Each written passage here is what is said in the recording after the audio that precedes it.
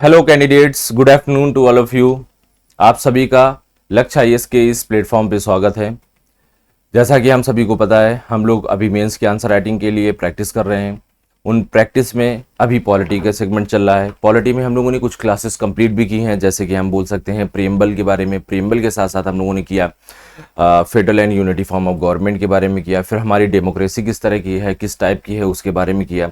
उसके बाद हम लोगों ने सिटीजनशिप एक्ट 1955 के बारे में पढ़ा। सिटीजनशिप एक्ट 1955 के साथ साथ जो असम अकॉर्ड हुआ था 1985 में, वो उस पर जो कॉन्फ्लिक्ट हुआ था, उसके बीच में हम लोगों ने सुप्रीम कोर्ट का भी हाल में जो जजमेंट आया था उसके बारे में पढ़ा। तो ये सारी चीजें हम लोगों ने कंप्लीट कर रखी हैं। आज हम लोग उसी से संबंध में एक और टॉपिक को कंप्लीट करेंगे, जिसके बारे में हम लोग जानते हैं या फिर देख रहे हैं। PIO, OCI and NRI. कभी कभार आप लोग सुनते होंगे कि भैया कुछ को पीआईओ या ओसीआई या एनआरआई कार्ड मिलता है। आखिरकार ये लोग कौन होते हैं? क्या ये भारतीय होते हैं या फिर नहीं होते हैं? अगर भारतीय होते हैं तो उनको कौन कौन सी सुविधाएं मिलती हैं? अगर भारतीय नहीं होते हैं तो उसके बावजूद भी इनको कौन कौन सी सुविधाएं मिलती हैं? कौन से लोग एलिजिबल होते हैं? किन लोगों को इस कैटेगरी में रखा जाता है? गवर्नमेंट किस एक्ट के तहत इनको कार्ड देती है? क्या ये सिटीजनशिप के लिए कार्ड है या फिर अन्य किसी चीज के लिए कार्ड है? ये सारी की सारी चीजें हम लोग आज के इस टॉपिक में कंप्लीट करेंगे। तो चलिए हम लोग शुरू करते हैं। सबसे पहले हम लोग शुरू करेंगे एनआरआई के बारे में। किसके बारे में शुरू करेंगे? एनआरआई के बारे में। तो एनआरआई क्या होते हैं, ध्यान से सुनिए आराम से। एनआरआई का फुल फॉर्म होता है non resident Indian. Non resident Indian का मतलब होता है वे लोग जो भारतीय तो हैं, भारतीय नागरिकता तो है, लेकिन वे विदेशों में रहते हैं। क्या रहते हैं? वे हैं तो इंडियन सिटीजन ही, वे हैं तो इंडियन सिटीजन ही, और वो रहते कहाँ हैं? किसी फॉरेन कंट्री में। फॉरेन कंट्री में रहते हैं, वहां पर सेटल हो चुके हैं या फिर वहां पर अपनी जॉब वगैरह करते हैं। तो इनको क्या बोलते हैं? हम एनआरआई बोलते हैं। तो उनको एक कार्ड दिया जाता है, एनआरआई कार्ड दिया जाता है। एनआरआई कार्ड मुख्य रूप से इसलिए होता है कि आप बाहर जाते हो मेनली धन अर्जित करने के लिए। किसके लिए? धन अर्जित करने के लिए या फिर जॉब के लिए जाते हो। तो जॉब के लिए जब जाते हो तो आप वहां पर पहली बात तो जो इनकम गेट करते हो, सैलरी वगैरह मिलती है आपको इनकम, तो उसके लिए आपको टैक्स देना पड़ता है। तो भारत में भी आपको टैक्स देना पड़ेगा, वहां भी देना पड़ेगा। तो दोहरे टैक्स की मार से आपको बचने के लिए एनआरआई कुछ अकाउंट्स बनवाए जाते हैं। क्या बनवाए जाते हैं? एनआरआई अकाउंट बनवाए जाते हैं। तो इसीलिए एनआरआई को दर्शाया गया। एनआरआई को जो मेन डिफिनीशन है एनआरआई की, ये सिटीजनशिप के रूप में नहीं है, ये हमारे इनकम टैक्स एक्ट, मैंने क्या बोला? इनकम टैक्स एक्ट 1961 के तहत दर्शाया गया है, जिसमें बताया ही गया है कि भैया वे भारतीय जो भारत के बाहर धन अर्जित करने के लिए या फिर पैसा कमाने के लिए या नौकरी करने के लिए जाते हैं, लेकिन वे भारत में भी उसका टैक्स देते हैं, वहां पर भी टैक्स देते हैं। इस तरह से दोहरे टैक्स से बचने के लिए एक कार्ड बनाया जाएगा, जिसमें बैंक्स उन एनआरआई कार्ड होल्डर्स को कुछ सुविधाएं देंगी, जिसके माध्यम से वो एक्स्ट्रा टैक्स ना दें। समझ में आ गया कि नहीं आ गया? इतनी चीज क्लियर हुई? तो भैया एनआरआई भारतीय हैं, ये तो क्लियर हो गया। भारतीय होने के साथ साथ वो विदेश में रहते हैं, ये भी क्लियर हो गया। विदेश में रहते हैं किस लिए? Income tax. क्या ये सिटीजनशिप से रिलेटेड कार्ड है? नहीं, ये इनकम टैक्स एक्ट से संबंधित है। क्यों? क्योंकि वो धनोपार्जन जो करते हैं उसमें उनको दो जगह अलग अलग टैक्स ना देना पड़े। उनके भलाई के लिए, उनकी सेविंग के लिए, उनकी अच्छाई के लिए एनआरआई कार्ड निकाला गया। कब निकाला गया? इनकम टैक्स एक्ट 1961 में निकाला गया। इतना समझ में आ गया आपको? तो चलिए हम लोग आगे बात करते हैं। आगे हम लोग जब बात करते हैं तो हम लोग देखते क्या है कि भैया एनआरआई कार्ड होल्डर जो होते हैं उनकी कुछ डिफिनीशंस यहाँ पर दर्शाई गई है। और क्या है डिफिनीशन, वो आपको समझ में आ रहा होगा। ये तो डिफिनीशन के रूप में जान सकते हैं, या फिर एक शॉर्ट तरीका मैंने क्या अप्लाई कर रखा है कि मैं लिख देता हूँ, ये पूरा का पूरा डेटा आपको दे देता हूँ। जिससे क्या होता है कि सपोज अगर आप जल्दी से लिख नहीं पा रहे हैं साथ में, तो कम से कम बोर्ड में देख करके भी आप लोग नोट डाउन कर सकते हैं ये सारी चीजें। तो चलिए, एनआरआई वही चीज लिखा हुआ है, वे क्या है? एक भारतीय नागरिक होता है जो भारतीय पासपोर्ट को धारण करता है। अब स्वाभाविक सी बात है, विदेश में जाएगा तो क्या होगा? पासपोर्ट होगा, उसमें बताया जाएगा कि ये भारतीय हैं, भारत से आए हुए लोग हैं, ठीक है। और सामान्यतः भारत के बाहर ही निवास करता है, ठीक है। इसको जो रखा गया है, ये क्यों रखा गया है, एनआरआई को क्यों बनाया गया है? ये आयकर अधिनियम 1961 के रूल में धाराओं में दर्शाया गया है, जो मुख्य रूप से क्या होता है, जो मुख्य रूप से आय से संबंधित है। एनआरआई होना केवल आयकर विभाग द्वारा निर्धारित एक आवासीय स्थिति है। क्या है? आवासीय स्थिति। आवासीय स्थिति का मतलब है क्या आप इंडिया में रह रहे हो या फिर किसी अन्य कंट्री में रह रहे हो, बस, जो विभिन्न वित्तीय और शैक्षणिक लाभ प्रदान करती है, जिसके माध्यम से आपको ढेर सारी वित्तीय फाइनेंशियल आपको बेनिफिट मिलते हैं, कुछ एजुकेशनल बेनिफिट भी मिलते हैं। वो क्या होते हैं हम लोग आगे डिस्कशन करेंगे। तो जैसा कि हम लोगों ने देखा एनआरआई के बारे में, अब एनआरआई को जो दर्शाया गया 1961 के इनकम टैक्स एक्ट में, वो कहां पर दर्शाया गया है इसके बारे में हम लोग बात कर लेते हैं। तो एनआरआई को जो दर्शाया गया है वो एक है धारा 6। देखो, इनकम टैक्स एक्ट 1961 के धारा 6 में, कहां पर? धारा 6 में, सेक्शन 6 में इसको क्या कर दिया गया है? दर्शा दिया गया है। ठीक है, इसको धारा 6 में दर्शाया गया है और यह भारत के निवासियों के लिए है, जिसमें एनआरआई की स्थिति में कराधान, बैंकिंग और अन्य वित्तीय लेन देन को रखा गया है, जो उनकी आय पर कर दायित्व को प्रभावित करता है, जो उनको टैक्स देते हैं उसको क्या करता है? प्रभावित करता है। तो ये एनआरआई की मुख्य डिफिनीशन है। अब एनआरआई की तो डिफिनीशन तो हो गई, लेकिन इसके लिए कुछ मापदंड भी बने हुए हैं कि किनको एनआरआई माना जाएगा, किनको एनआरआई नहीं माना जाएगा। तो इसके लिए कुछ मापदंड हैं, उनके बारे में हम लोग बात कर लेते हैं। मापदंड, पहला मापदंड क्या है कि देखो, वह व्यक्ति जो एनआरआई कार्ड होल्डर है या फिर एनआरआई कार्ड उसको चाहिए, वो व्यक्ति पिछले वित्तीय वर्ष, जो पीछे वित्तीय वर्ष होता है अप्रैल से शुरू होकर के 1 अप्रैल से शुरू होता है और 31 मार्च तक जाता है, उसके लिए दर्शाया गया है कि वह भारत में कम से कम 182 या उससे भी अधिक दिन क्या किया हो? बिताया हो। समझ में आया? रेस्ट डेज कहां पर है? बाहर बिताया हो, ताकि ये तो पता चलेगा कि भारत में भी भाई रहता है। समझ में आ गया कि नहीं आ गया? इतना समझ में आया? आप देख रहे होंगे लगभग ये 6 महीने के बराबर हो जाएगा। कितना हो जाएगा? लगभग ये 6 महीने के बराबर हो जाएगा। तो 6 महीने कम से कम पिछले फिनेंशियल ईयर में भारत में रहा हो, तथा इस फिनेंशियल ईयर में, वर्तमान के जो फिनेंशियल ईयर है, वर्तमान का जो वित्तीय वर्ष है, उसमें भारत में कम से कम कितने दिन रहा हो? 60 दिन रहा हो। कितने दिन रहा हो? 60 दिन।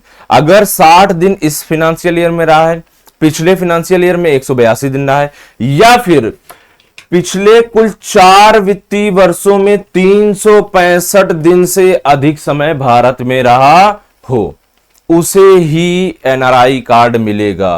पहली कंडीशन, पिछले वित्तीय वर्ष में 182 दिन रहा हो या उससे अधिक दिन रहा हो, इस वित्तीय वर्ष में कम से कम 60 दिन रह चुका हो, या फिर पिछले 4 वित्तीय वर्षों में 362 दिन भारत में रहा हो, तो वो एनआरआई कार्ड होल्ड करने के लिए एलिजिबल है, यानी कि उसको एनआरआई कार्ड मिल सकता है। ठीक है, यदि कोई इनमें से किसी भी शर्त को पूरा नहीं करता है तो वह आयकर अधिनियम के तहत अनिवासी एनआरआई नहीं माना जाता, नहीं माना जाता है, उसे नहीं माना जाएगा। समझ में आ गया कि नहीं आ गया? उसको इतने दिन तो यहां पर रहना ही होगा, कंपलसरी है। समझ में आ गया? इतना हुआ। अब अगर इतना आपके पास है, ये सारी सुविधाएं आपके पास हैं, तो फिर आप क्या कर सकते हो? इस कार्ड को ले सकते हो। लेकिन इस कार्ड को लेने के साथ साथ आपको अन्य चीजें क्या मिलेंगी, उनके बारे में यहां पर लिखा हुआ है। इसके बारे में कुछ अन्य जानकारी जो है, वित्तीय वर्ष को मैंने दर्शा रखा है 1 अप्रैल से कितना 31 मार्च तक दर्शा रखा है। और इसमें एनआरआई का कर प्रभाव कहां पर है? भारत और विदेश में अर्जित की गई क्या इनकम के बारे में है। किसके बारे में है? भारत में, इंडिया में और विदेश में अर्जित की गई इनकम के बारे में है। जो डॉक्यूमेंटेशन है वो एनआरआई कहां से दर्शाता है? पासपोर्ट से, और वीजा दस्तावेज उसके लिए क्या होते हैं? कंपलसरी होते हैं।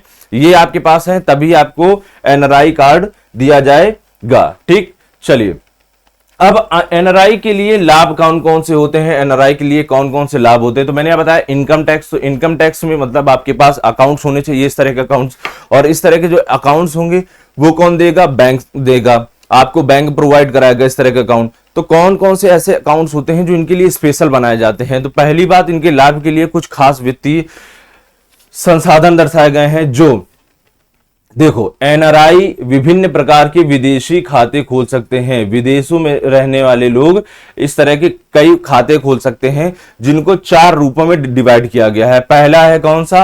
RFC, resident foreign currency account. इस अकाउंट में क्या होगा? भारत लौटने वाले एनआरआई के लिए विदेशी मुद्रा में बचत, जो वहां से कमा करके आया है और यहां पर एक्सपेंडिचर करेगा या खर्च करेगा, उसकी मुद्रा में जो बचत होगी वो कहां पर दिखाया जाएगा? आरएफसी में दर्शाया जाएगा। दूसरा है FCNR, foreign currency non resident account. विदेशी मुद्रा में जमा करने के लिए खोलते हैं या फिर विदेशी मुद्रा को इसमें जमा किया जाता है। यह एक निश्चित अवधि के लिए जमा किया जाता है, एक फिक्स पीरियड होता है, और इस पर ब्याज की गणना भुगतान जमा राशि की मुद्रा में ही होती है। तो देखो, दूसरा जो है एफसीएनआर अकाउंट, ये क्या होता है? विदेशी मनी को इसमें जमा किया जाता है, एक लिमिटेड पीरियड के लिए होता है, और इसमें ब्याज जो होता है, टैक्सेशन जो होता है, टैक्स जो लगेगा, वो आपका टैक्स डिपेंड करेगा किस पर? भुगतान जमा राशि की मुद्रा पर, कि जब आप भुगतान कर रहे हो या जमा कर रहे हो, जो राशि है वो कौन सी है, करेंसी कौन है, उसके अनुसार टैक्सेशन देना पड़ेगा आपको। समझ में आ गया कि नहीं आ गया? अदरवाइज आपको ज्यादा टैक्स नहीं देना पड़ेगा। तीसरा है NRE, non resident external account. ये क्या है? विदेशी आय को भारत में स्थानांतरित करने के लिए कर मुक्त ब्याज अर्जित करने के तरीके या फिर अकाउंट।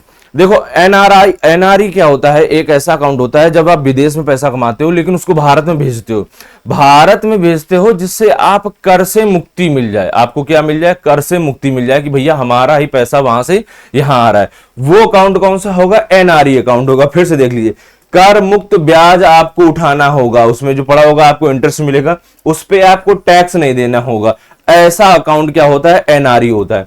एक होता है NRO, non resident ordinary account, Bharat में अर्जित आय जैसे कि किराया आदि के प्रबंधन के लिए।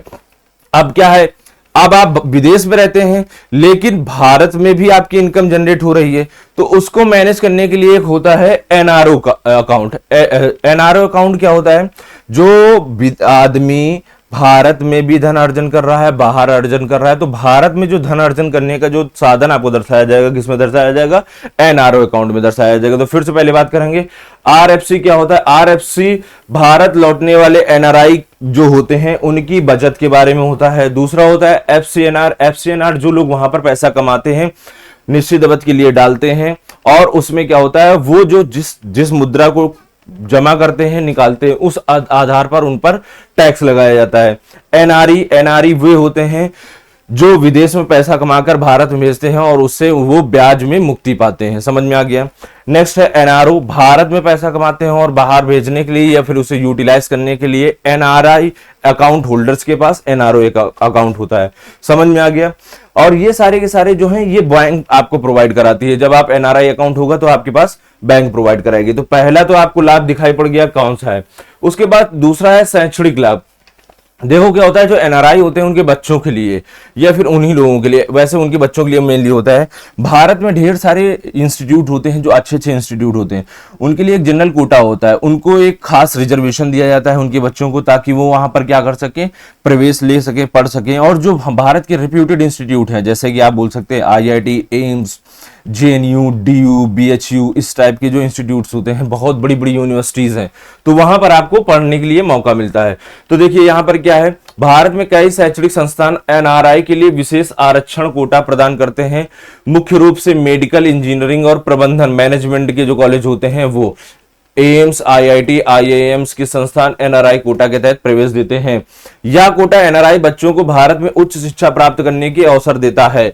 तो भैया वो एक सिटीजन तो है, लेकिन उसके लिए क्या हो रहा है, स्पेशल कोटा दिया जा रहा है, ताकि वो विदेश में तो है लेकिन एक समय अपने बच्चों को कहां पढ़ाए, भारत में पढ़ाए, क्योंकि भारत में उनको छूट मिल जाएगी। मेडिकल में पढ़ाना है मेडिकल में मिल जाएगी, इंजीनियरिंग करवाना है इंजीनियरिंग मिल जाएगी, या फिर मैनेजमेंट के कोर्स करवाना है तो आईआईटी, आईआईएम्स होते हैं ढेर सारे, तो आईआईएम्स वगैरह में एडमिशन मिलेगा, उनके लिए स्पेशल रिजर्वेशन मिल जाएगा।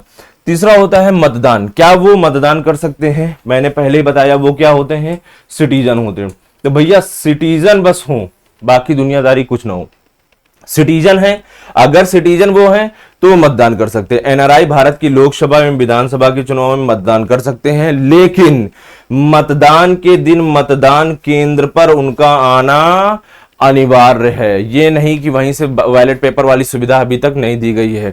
वो कर सकते हैं, लेकिन मतदान के दिन वो वहां पर आएंगे तभी वो मतदान कर पाएंगे, अदरवाइज वो नहीं कर पाएंगे। उसके बाद नेक्स्ट पॉइंट, हालांकि पोस्टल या ऑनलाइन मतदान की सुविधा अभी एनआरआई के लिए उपलब्ध नहीं है। जो पोस्टल बैलेट होता है कि आपके घर से मतदान आपका कलेक्ट कर लिया जाए वो, और या फिर आपकी ऑनलाइन मतदान की सुविधा आप विदेशों में बैठे हो अगर आप करो तो ये सुविधा आपके लिए अभी अवेलेबल नहीं है। मतदाता पहचान पत्र और पंजीकरण आवश्यक है भैया। जब आप इलेक्शन के लिए जाएंगे, वोटिंग के लिए जाएंगे, सॉरी, तो वोट डालने जाएंगे तो मतदाता पहचान पत्र आपका जो बनता है, और उसके साथ साथ आपका दूसरा क्या है, पंजीकरण। दोनों के दोनों आपके लिए कंपलसरी है, मैंडेटरी है, ये चीजें होनी चाहिए। तो आपको क्या मिलता है, एनआरआई को ढेर सारे अकाउंट्स मिलते हैं जिससे उनको कर में छूट दी जाती है। दूसरा, उनके बच्चों को कुछ खास जगह पर, कुछ खास रिप्यूटेड इंस्टीट्यूट जो शैक्षणिक एजुकेशनल इंस्टीट्यूट होते हैं वहां पर उनको छूट दी जाती है।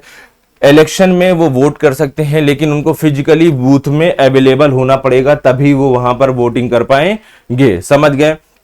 तो ये क्या हो गया, ये एनआरआई के बारे में हो गया। किसके बारे में? एनआरआई के बारे में हो गया। तो एनआरआई आपका कहीं भी सिटीजनशिप से संबंधित नहीं है, कोई भी सिटीजनशिप का इसमें लॉ नहीं रखा गया है, सिर्फ और सिर्फ इनकम टैक्स एक्ट रखा गया है जिसमें धारा नंबर 6 को दर्शाया गया है। ठीक, चलिए अब हम लोग बात करते हैं पीआईओ के बारे में। पीआईओ और ओसीआई दोनों एक साथ पढ़ते हैं। तो पीआईओ और ओसीआई एक साथ क्यों पढ़ते हैं, पहले तो ध्यान से सुन लो। पीआईओ जो भी है, अभी हम बता रहे हैं पीआईओ क्या होता है। पीआईओ को 2015 से गवर्नमेंट ने, सेंट्रल गवर्नमेंट ने ओसीआई में कन्वर्टेड कर दिया। अब जितने भी पीआईओ होल्डर हैं वो क्या हो गए हैं, ओसीआई होल्डर हो गए हैं। कौन सा होल्डर हो गए हैं, ओसीआई होल्डर हो गए। ठीक है, तो अब ये पीआईओ क्या होता है, तो जो पर्सन इंडियन ओरिजिन होते हैं लेकिन कहां सेटल हो चुके होते हैं, विदेश में सेटल हो चुके होते हैं। कहां पर, विदेश में सेटल हो चुके होते हैं, लेकिन वो समय समय से आते जाते हैं, उनको यहाँ पर कुछ समय के लिए रुकना होता है। रुकने के साथ साथ वो कुछ समय के लिए यहाँ पर घूमते हैं या फिर अपना व्यापार करते हैं, उनके लिए एक स्पेशल कार्ड बनेगा। अब आप वो टूरिस्ट कार्ड से तो आ नहीं जाओगे, और टूरिस्ट कार्ड से आने के बाद भी यहाँ पर 3-4-5 महीने रुक भी नहीं पाओगे, तो वो एक कार्ड बनाते हैं। कौन सा कार्ड बनाते हैं, पीआईओ कार्ड बनाते हैं। पीआईओ कार्ड की एक वैलिडिटी होती है, उस वैलिडिटी के आधार पर वो आगे होता है, बढ़ता जाता है। अब पीआईओ कार्ड को जो है दर्शाया गया था, ये सिटीजनशिप एक्ट 1955 में ही इसको दर्शाया गया है, लेकिन एप्लीकेबल हुआ था 1999 से। तो पीआईओ कार्ड एक्चुअल में वो है जो ऐसे व्यक्ति जिनका कहीं ना कहीं से भारत में संबंध रहा हो। कहां से, भारत में संबंध रहा हो, या तो वे स्वयं से पर्सन रहा हो, पर्सन एक समय भारत में रहा हो, अभी वो नागरिक नहीं है। ये दोनों ध्यान रखना, ये भारत के सिटीजन नहीं होंगे। पहली बात तो सिटीजन नहीं है, किसी दूसरे देश की नागरिकता दर्शा दी है। या तो इसके पेरेंट्स में से कोई एक भारत में रहे हों, या तो फिर इसके ग्रैंड पेरेंट में भी कोई इसके भारत में रहे हों, या फिर इसके ग्रेट ग्रैंड पेरेंट में कोई भारत में रहा हो। यानी कि खुद पिता, माता पिता, दादा दादी या परदादा दादी की बात आ रही है यहां पर। मतलब कि आप समझ रहे हो, दादा दादी के पिताजी, उनके बारे में बात आ रही है कि वो यहां पर रहे हों। उन लोगों को क्या दिया जाएगा, पीआईओ कार्ड अवेलेबल कराया जाएगा। ठीक है, तो पीआईओ कार्ड के बारे में जो हम अध्ययन करते हैं तो उसमें कुछ खास डेटा है, वो क्या है, ये दर्शाया गया है जो आपके सामने रखा हुआ है। हम देखते हैं पीआईओ कार्ड के बारे में। तो पीआईओ कार्ड एक विदेशी नागरिक होता है। पहली बात तो ये चीज क्लियर हो गई कि वो क्या होगा, विदेशी नागरिक होगा। तो पीआईओ भी होगा तो ओसीआई भी होगा। ठीक है, अब पीआईओ कार्ड में जो विदेशी नागरिक है उसके पास क्या है, पासपोर्ट, भारतीय पासपोर्ट रहा हो, जिसमें उसके माता पिता या वह नागरिक भी हो सकता है, दादा दादी या परदादा दादी भारत में जन्मे हों, एक समय क्या रहे हों, भारत से संबंधित रहे हों या भारत में स्थायी रूप से निवास करते रहे हों, उन व्यक्तियों को ये कार्ड मिलेगा। समझ में आ गया। और ये जो कहां पर है, ये गवर्नमेंट ऑफ इंडिया एक्ट 1935 के दौरान, गवर्नमेंट ऑफ इंडिया एक्ट 1905 के दौरान जो नागरिकता प्रावधान दर्शाए गए थे, जिन जिन लोगों को रजिस्टर करवाया गया था, उस दौरान की बात हो रही है। समझ में आ गया कि नहीं आ गया? उस दौरान की बात हो रही है। तो गवर्नमेंट ऑफ इंडिया 1935 और उसके बाद में भारत का हिस्सा बने क्षेत्रों में भी परिभाषित हो या फिर कोई हिस्सा बना हो क्षेत्र उसमें भी हो। पीआईओ की स्थिति भारत के साथ ऐतिहासिक और सांस्कृतिक संबंधों को क्या है, बनाए रखने का एक तरीका है। तो जैसे कि आप ढेर सारे देखते हो, ऋषि सुनक हो गए, ऋषि सुनक के साथ साथ अगर आप देखते हो सुंदर पिचाई हो गए, या फिर अमेरिका में ढेर सारे लोग रहते हैं, या फिर आप देखते हो एक न्यूजीलैंड का क्रिकेटर है, मुझे याद नहीं आ रहा है, वो भी भारत का ही है, केरला का आई थिंक है। तो ये सब क्या है, ये सेटल हो चुके हैं, लेकिन इनके कभी माता पिता भारत में रहे हों या फिर इनके दादा दादी या दादा दादी के दादा दादी यहां पर भारत में रहे हों, जो भारत के साथ ऐतिहासिक और सांस्कृतिक संबंधों को मेंटेन करेंगे, ऐसे लोगों को। ठीक है। हालांकि 2015 में पीआईओ योजना को ओसीआई में कन्वर्ट कर दिया गया। कहां कन्वर्ट कर दिया गया? ओसीआई में कन्वर्ट कर दिया गया। विदेशी भारतीय नागरिकता जो दी जाती है ओसीआई में कन्वर्ट कर दिया गया, विलय कर दिया गया। समझ गए। लेकिन पीआईओ की जो दशाएं थी सेम रही, कुछ ओसीआई में क्या कर दी गई, बढ़ा दी गई। समझ में आ गया कि नहीं आ गया? कुछ ओसीआई में बढ़ा दी गई, बाकी सब वही का वही है। चलिए कौन कौन सी हैं उनके बारे में बात कर लेते हैं। तो देखो, अगर पीआईओ की परिभाषा के बारे में बात करते हैं तो पीआईओ वे लोग होंगे जो विदेशी नागरिक होंगे, जिनके पास विदेशी पासपोर्ट होगा और जो भारत के बाहर निवेश करते होंगे किसी भी देश में सिवाय कुछ देशों को छोड़ करके, पाकिस्तान, बांग्लादेश, अफगानिस्तान, चीन, ईरान, भूटान, श्रीलंका या फिर नेपाल। इतने देश, पाकिस्तान, अफगानिस्तान, बांग्लादेश, चीन, ईरान, भूटान, श्रीलंका या फिर नेपाल, इतने देशों को छोड़ करके कहीं भी वो विदेश में रहते हों। समझ में आया? क्यों?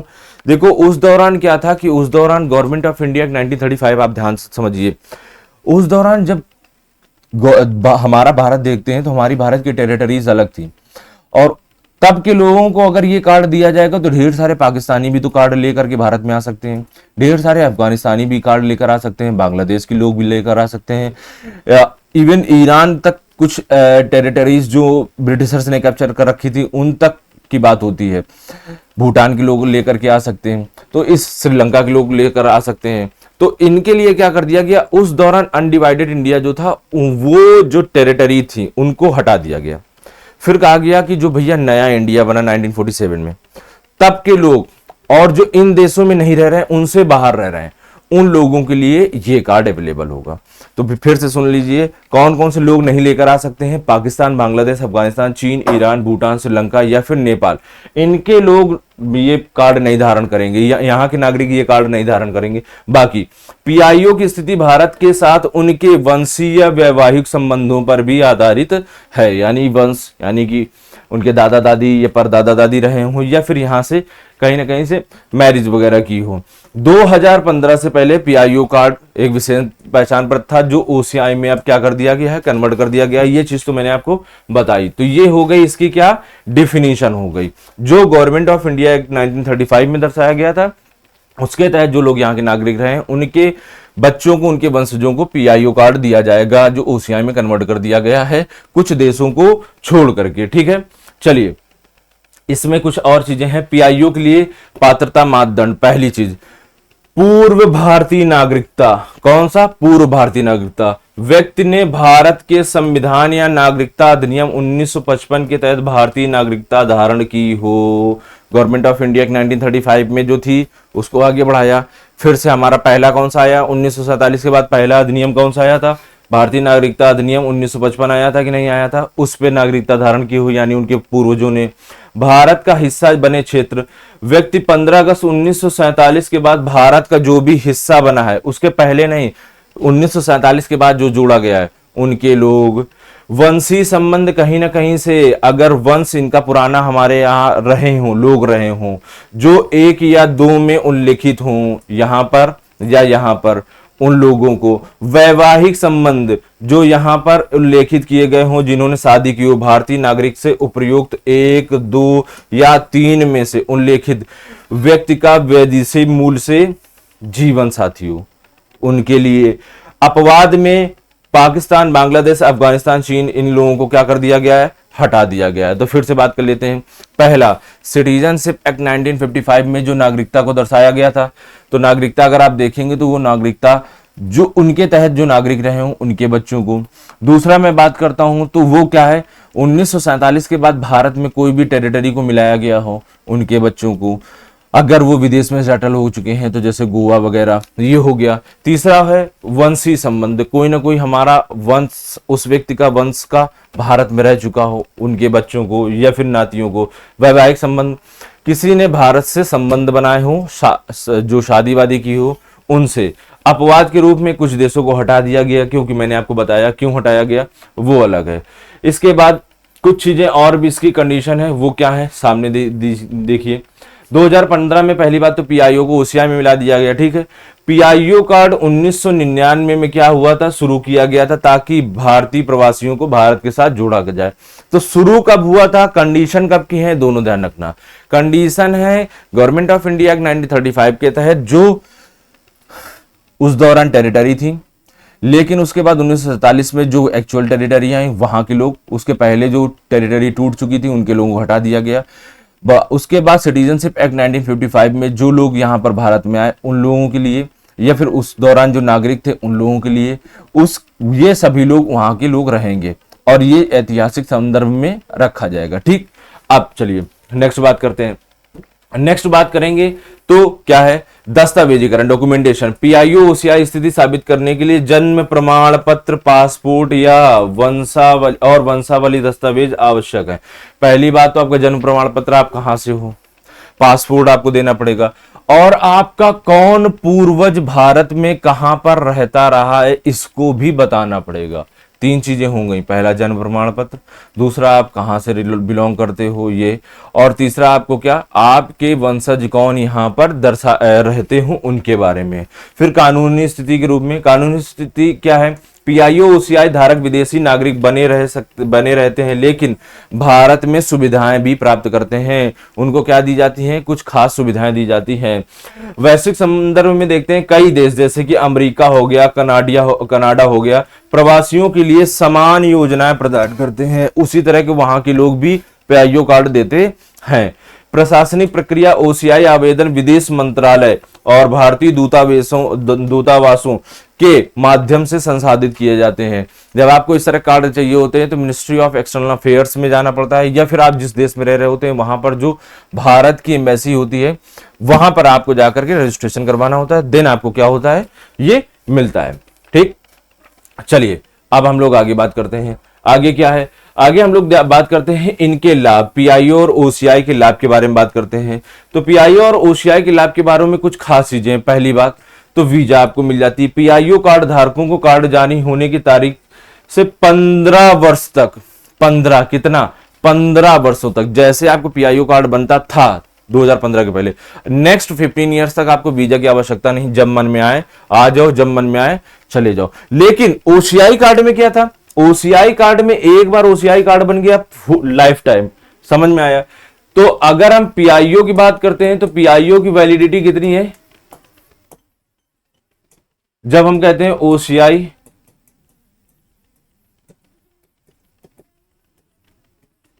ठीक, डन। चलो नेक्स्ट बात करते हैं। पीआईओ यदि भारत में प्रवास 180 दिनों से कम हो तो विदेशी क्षेत्र में उसका पंजीकरण कराना पड़ता था। इसका मतलब क्या है, अगर पीआईओ व्यक्ति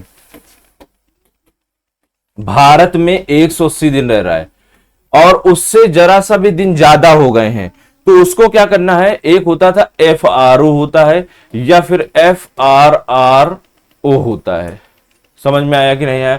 FRO होता है विदेशी क्षेत्रीय पंजीकरण, फॉरेन रीजनल ऑफिस, और दूसरा होता है विदेशी क्षेत्रीय अधिकारी, पंजीकरण अधिकारी। तो ये होता है फॉरेन रीजनल ऑफिसर्स जो होते हैं, उन पे क्या होता है, आपको पंजीकरण करवाना होगा कि भाई साहब हम 180 दिनों से ज्यादा रह चुके हैं, अब अगले जो जितने दिन रहेंगे वो आपको इंफॉर्मेशन पहले से हम दिए दे रहे हैं। समझ में आ गया कि नहीं आ गया। तो ये होता था।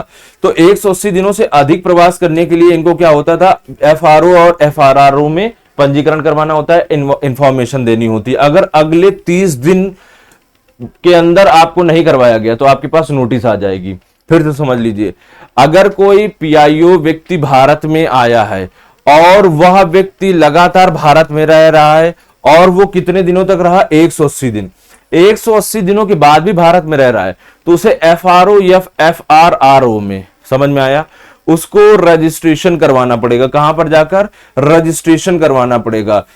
यहां पर जैसे आप रजिस्ट्रेशन करवाओगे तो आपका क्या हो जाएगा, आपको वो लोग कह देंगे कि भैया आप जब तक रहेंगे तब तक आपने सूचना हमको दे दी है, आप रह सकते हैं। लेकिन OCI में ऐसा कहीं नहीं है। OCI में आप लंबे समय तक क्या कर सकते हो, भारत में निवास कर सकते हो, आराम से रिलैक्स होकर के रहो, कोई दिक्कत नहीं है। पहली तो ये सुविधा मिल गई कि 180 दिन तो आपको PIO में रहना था, OCI में तो लाइफ एक लॉन्ग पीरियड के लिए। फिर शैक्षणिक अवसर, PIO और OCI जो कार्ड होल्डर होते हैं उनके लिए फिर से बड़े बड़े इंस्टीट्यूट क्या करते हैं, उनके बच्चों को कोटा देते हैं, जिसको जनरल कोटा बोलते हैं, ताकि वो भारत में आकर के पढ़ सकें। और वो फिर से वही होगा, मेडिकल, इंजीनियरिंग, क्षेत्र, मैनेजमेंट या फिर ह्यूमैनिटीज के सब्जेक्ट्स भी पढ़ने के लिए आते हैं। तो फिर से यही बात करते हैं, मेडिकल इंजीनियरिंग भारतीय प्रौद्योगिकी संस्थान IIT, IIM जैसे प्रतिष्ठित क्षेत्र क्या करते हैं, इनको सामान्य कोटा देते हैं और ये यहाँ पर आकर के पढ़ सकते हैं। विशेष कोटा के तहत यहाँ पर सुविधाएं गेट कर सकते हैं। उसके बाद प्रॉपर्टी वगैरह से संबंधित है, देखो कुछ प्रॉपर्टी वगैरह संबंधित क्या है, PIO OCI कार्ड धारक विभिन्न राज्य और केंद्रीय सरकार की आवासीय योजनाओं का क्या कर सकते हैं, लाभ ले सकते हैं। तो इनके लिए सरकार कुछ योजनाएं भी निकालती है, उनका लाभ ले सकते हैं। भारतीय जीवन बीमा निगम LIC और अन्य संस्थानों की आवास योजनाएं भी उपलब्ध है इनके लिए। यह सुविधा भारत में निवास स्थापित करने में सहायक होती है, ताकि आप विदेश से वापस भी आ सकते हो और आराम से सेटल हो सकते हो, नागरिकता भी आपको दे दी जाएगी। ओवरऑल ये है कि आप अगर भारत में रहना चाहते हो दोबारा तो आ सकते हो, रहने की सुविधा। संपत्ति, अब देखो संपत्ति का, PIO कार्ड धारक अचल संपत्तियों को क्या कर सकता है, जैसे आवासीय वाणिज्यिक संपत्ति को खरीद सकता है, बेच सकता है, ट्रांसफर कर सकता है या बिजनेस में यूज कर सकता है। लेकिन कृषि भूमि को, बागान संपत्ति, बगीचे, फार्म हाउस को खरीदने की अनुमति नहीं है। तो अगर आप देखते हैं कि भैया हमारी संपत्ति की, प्रॉपर्टी की बात आती है, तो प्रॉपर्टी हम अपने रहने के लिए खरीद सकते हैं, कोई दिक्कत नहीं है, अचल होनी चाहिए। और मूवेबल जिसे नहीं कहते हैं, जिसे मूवेबल जो नहीं होती उसे अचल बोलते हैं। इमूवेबल प्रॉपर्टी वगैरह जैसे खरीदते हैं हम लोग, जमीन जायदाद, वो खरीद सकते हैं, उनको बेच भी सकते हैं, ट्रांसफर भी कर सकते हैं किसी के नाम। लेकिन अगर कृषि से संबंधित है, बागान से संबंधित है या फिर फार्म हाउस से संबंधित है, तो ऐसी किसी भी प्रकार की प्रॉपर्टी को हम एक्वायर नहीं कर पाएंगे। बहुत ही क्लियर बता दिया गया है, पहले बता दिया गया है। चलिए उसके बाद इसकी कुछ लिमिटेशन है। लिमिटेशन में बात क्या करते हैं, सरकारी योजनाएं। अगर देखते हैं कुछ सरकारी योजनाएं, तो ये सिटीजन नहीं है। तो PIO OCI कार्ड धारक भारतीय सरकार के उपक्रमों में रोजगार के लिए प्राप्त नहीं होते हैं। समझ में आ गया कि नहीं आ गया। ऐसा नहीं कि इनको स्पेशली रोजगार दिया जाए, समझ गए। अगर इनको हम देखते हैं, अगर रोजगार चाहिए भी तो कुछ खास इसकी कंडीशन आपको दर्शानी पड़ेगी। निजी क्षेत्र में रोजगार के लिए विशेष अनुमति आवश्यक हो सकती है। निजी क्षेत्र, प्राइवेट क्षेत्र में, प्राइवेट अगर जॉब करते हो तो। संवैधानिक पद, कोई भी संवैधानिक पद नहीं। PIO OCI कार्ड धारक भारत में किसी भी संवैधानिक पद जैसे राष्ट्रपति, सांसद वगैरह नहीं बन सकते हैं। समझ में आया। दूसरा, कृषि संपत्ति, मैंने अभी आपको बताया कि कृषि संबंधित एग्रेरियन लैंडफॉर्म को ये खरीद नहीं सकते हैं, किसी भी प्रकार के एग्रेरियन लैंडफॉर्म को नहीं खरीदेंगे, फार्म हाउस नहीं बनाएंगे, इनको ये खरीद नहीं सकते हैं। अगर संपत्तियों की विरासत प्राप्त करते हैं और वो बेचना चाहते हैं तो उनके लिए अनुमति किसकी चाहिए होगी, RBI। अगर वो कोई संपत्ति भारत में विरासत में मिलती है, अगर उसको वो बेचना चाहते हैं, सेल करना चाहते हैं, तो RBI से उनकी अनुमति चाहिए होगी, क्योंकि जो पैसा मिलेगा वो आप ले जा रहे हो, किस माध्यम से ले जा रहे हो पहले प्रूफ कराना होगा, ठीक है। मतदान के अधिकार, ओसीआई और पीआईओ अगेन नागरिक नहीं है तो इनको मतदान नहीं मिलेगा, मतदान में पार्टिसिपेट करने को नहीं मिलेगा, मतदाता सूची में इनका नाम नहीं होगा। ये केवल आए, पीआईओ है 180 दिन रहे, ओसीआई है उससे ज्यादा रहे और चुपचाप आकर के फिर चले जाएं, बस इतना ही है, ठीक है। अब देखो 2015 के बाद से पीआईओ कार्ड, सभी पीआईओ कार्ड को ओसीआई में कन्वर्ट कर दिया गया, जिससे कुछ फायदे मिले। फायदे क्या मिले? ओसीआई कार्ड पूरा का पूरा आजीवन होता है, जो पूरे लाइफ आपको वीजा की जरूरत नहीं पड़ती है। यहां पर आपको पीआईओ और ओसीआई कार्ड धारक भारत की अर्थव्यवस्था में महत्वपूर्ण योगदान देते हैं, विशेष रूप से रियल एस्टेट और शिक्षा क्षेत्र में ये भाग लेते हैं, अपना इन्वेस्टमेंट करते हैं। पीआईओ ओसीआई स्थिति नागरिकता अधिनियम 1955 के सेक्शन 7A, मैंने आपको उस दिन बताया था, वो सेक्शन 7A में दर्शाया गया है और विदेशी मंत्रालय द्वारा निर्देशित किया जाएगा। नेक्स्ट, एफआरओ पंजीकरण डिजिटल रूप से संसाधित किया जा सकता है। अब इसके लिए अगर आपको एफआरओ और एफएफआरओ तक अप्रोच करनी है तो डायरेक्टली आप डिजिटली आप बता सकते हो। कुछ देश जैसे कि इजराइल, आयरलैंड, ऐसी भी सेम परियोजनाएं भारतीय लोगों के लिए वहां पर अवेलेबल कराते हैं कि जो भारतीय हैं वहां पर ऐसे जाकर के बच सकते हैं और वहां पर उनको इस तरह की सुविधाएं दी जाएंगी, ठीक। चलिए, तो ये हो गया आपका पीआईओ और ओसीआई कार्ड हो गया, और पीआईओ ओसीआई कार्ड के साथ साथ एनआरआई। अब इसमें मैं आपको 250 वर्ड्स के 2 क्वेश्चन में लाया हूं जिनको आपको देखना है। पहला क्वेश्चन क्या है? एनआरआई, पीआईओ, ओसीआई की स्थिति भारत सरकार की नीतियों में महत्वपूर्ण भूमिका निभाती है। चलिए, निभा लेती है, अभी शांत रहिए। इन तीनों की परिभाषा और पात्रता मानदंडों की तुलना करते हुए उनके आर्थिक सामाजिक योगदान पर चर्चा करें। पहले आपको पीआईओ की फीचर्स बताने हैं, पहले एनआरआई के, फिर पीआईओ के और ओसीआई के, फिर नोट में लिखना है पीआईओ और ओसीआई किस तरह से एक है। ये क्या ओसीआई योजना ने पीआईओ और एनआरआई के तुलना में प्रवासी भारतीयों को भारत के साथ अधिक प्रभावित ढंग से जोड़ा है? अपने उत्तर को उदाहरण के साथ समर्थन करें। तो यहां पर क्या लिखा है? ओसीआई योजना ने पीआईओ और एनआरआई की तुलना में ज्यादा से ज्यादा लोगों को जोड़ा है, तो ओसीआई में ज्यादा सुविधाएं दी गई हैं। समझ में आ गया कि नहीं आ गया? तो इसका एक तुलनात्मक अध्ययन आपको दर्शाना है। कैसे? वो आपको बता दिया है। 180 दिनों तक रह सकते हो, उससे ज्यादा भी रह सकते हो, बताने की इंफॉर्मेशन नहीं है फारो में। उसके बाद आपको आजीवन वीजा की आवश्यकता नहीं होगी एक बार अगर आप गेट कर लोगे। तो ये क्वेश्चन आपका पहला क्वेश्चन हो गया। इसको आपको एक्सप्लेन करना है। पहले तो क्या करना है? पहले आपको एनआरआई, ओसीआई और पीआईओ के बारे में बताना है। उसके बाद आपको क्या बताना है कि ओसीआई किस तरह से बाकियों से अच्छा है या फिर अलग है या फिर महत्वपूर्ण है, इसके बारे में बताना है। नेक्स्ट, आयकर अधिनियम 1961 के तहत एनआरआई की आवासीय स्थिति और ओसीआई कार्ड धारकों के लिए प्रदान किए गए विशेष अधिकारों के बीच में अंतर को स्पष्ट करें। तो एनआरआई और ओसीआई कार्ड धारकों के लिए जो अलग अलग अधिकार हैं उनके बारे में दर्शाना है। उसके बाद क्या है? इन नीतियों ने प्रवासी भारतीयों के लिए भारत में निवेश और शैक्षणिक आवासों को कैसे सुगम बनाया? तो ऐसे लोग भारत में आ जाएंगे और भारत में आकर के जब सुविधाएं उठाएंगे, खासतौर पर शैक्षणिक सुविधाएं, प्रॉपर्टी से संबंधित सुविधाएं, वो कैसे इनके लिए इजी हैं उसको बता सकते हैं हम।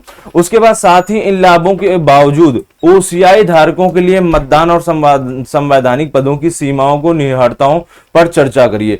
तो देखो, आप ये सब तो सुविधाएं गेट कर रहे हो, लेकिन कुछ सुविधाएं नहीं गेट कर रहे हो, और वो क्या है? संवैधानिक पद और मतदान वगैरह। ये क्यों नहीं गेट कर रहे हो, इसको बारे में भी आपको एक्सप्लेन करना है। तो आपको ये बताना है कि भाई वो किसको मिलेगा? केवल और केवल सिटीजन्स को मिलता है। सिटीजन्स को इसलिए मिलता है क्योंकि वो अपने रिप्रेजेंटेटिव को चुनते हैं, रिप्रेजेंटेटिव उनके अनुसार नियम और कानून बनाते हैं, इस तरह की।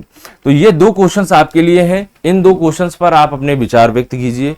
विचार व्यक्त करने के साथ साथ आप अपने क्वेश्चंस को लिख करके सेंड भी कर सकते हैं हमारे एप्लीकेशंस पर।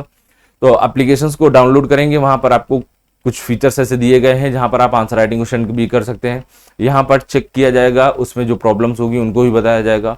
अगर किसी प्रकार की फिर भी आपको दिक्कत आ रही हो तो आप इसे कमेंट में बता सकते हैं या फिर कांटेक्ट करके उस दिक्कत का या फिर परेशानी का समाधान कर सकते हैं। तो फिलहाल आज के लिए ही इतना ही टॉपिक हमारे लिए पर्याप्त है। इस पर एक बार अध्ययन करिए, पहले पढ़िए एनआरआई क्या है, फिर पीआईओ क्या है, पीआईओ को ओसीआई में कैसे कन्वर्ट किया गया, इसके फीचर्स क्या हैं, ये सारी की सारी चीजें पढ़िए, क्लियर कीजिए कम से कम 2 से 3 बार, तब आपको समझ में आ जाएगा। अभी के लिए इतना ही, मिलेंगे हम लोग नेक्स्ट क्लास में, तब तक के लिए धन्यवाद।